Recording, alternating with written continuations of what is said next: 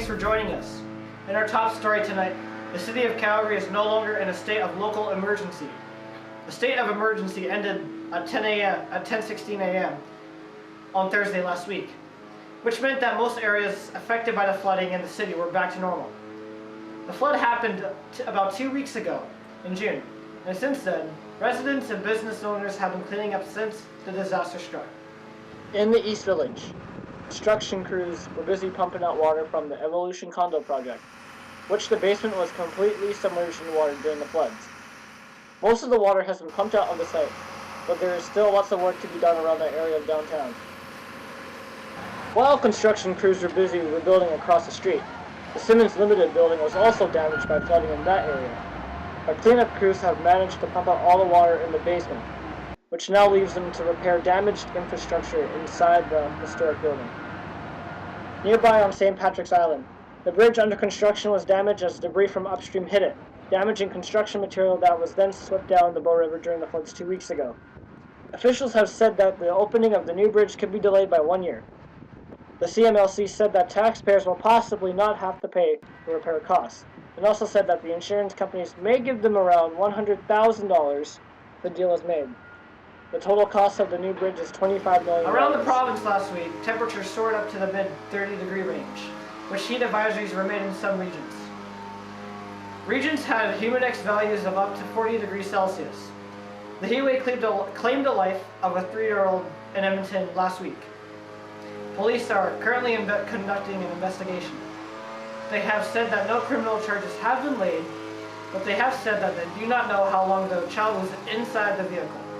We will update that information once it becomes available. Now, the Calgary Stampede has just begun, but the recent flooding has put a major venue on the grounds out of commission. The Scotiabank Saddledome will not be ready for this year's Stampede events. Millions of liters of water filled the arena and reached up to the 8th floor during the floods, leading to the dressing rooms being damaged and Jumbotron equipment destroyed. Organizers have said that the Dome is not ready to host major concerts that were planned for the Stampede because of that. Performances by Kiss, Carly Rae Jepsen, and the Dixie Chicks, plus other major events and concerts, have been cancelled until further notice.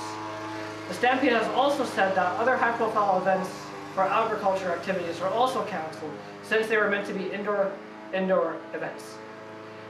People that have purchased tickets for the events affected by flooding will be given a refund. Around Canada, the RCMP have arrested a couple involved in manufacturing and planting bombs during Canada Day celebrations at the BC legislature in Victoria.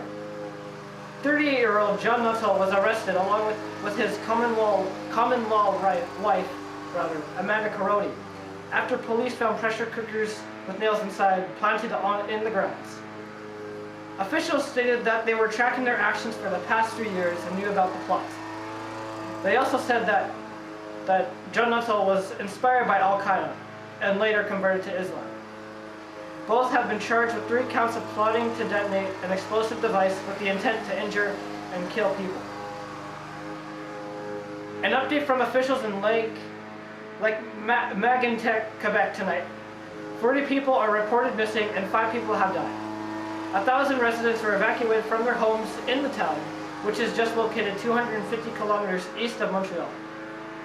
Quebec Provincial Police Lieutenant Michael Brunet said in a news conference on Saturday that some residents were missing or out of town during the incident. A train derailment in the downtown area of the town caused explosions and fires to destroy many businesses. During the derailment, unknown amounts of fuel being transported was seen flowing into the Calgary River. Investigators are still currently trying to know the cause of the accident. We will update this information as soon as more details emerge. In international news, investigators are still determining the cause of a deadly plane crash in San Francisco, which claimed the lives of 2 people and left close to 200 passengers injured on board. The identities of the deceased have not been fully released, but officials have said that they were teenage students from China.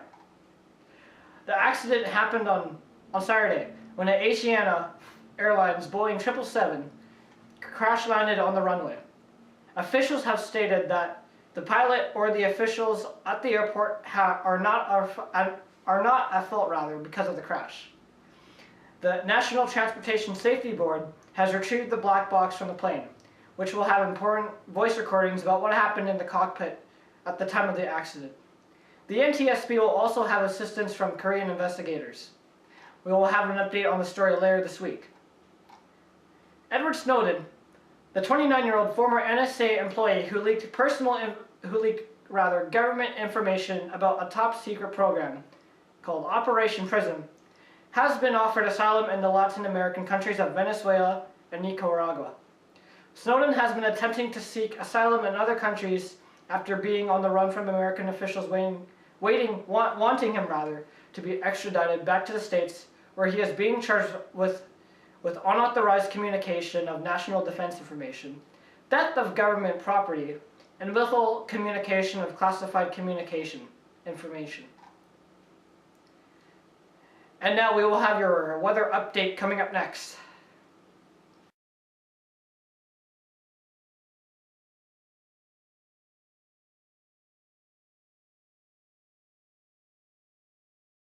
That is it for this edition of Calgary Tonight on NTA News. We will be back next week with another edition of this show. We now leave you with some fireworks from the Canada Day celebrations from last week. For everyone here at YYC News Media, thanks for watching and have a good evening.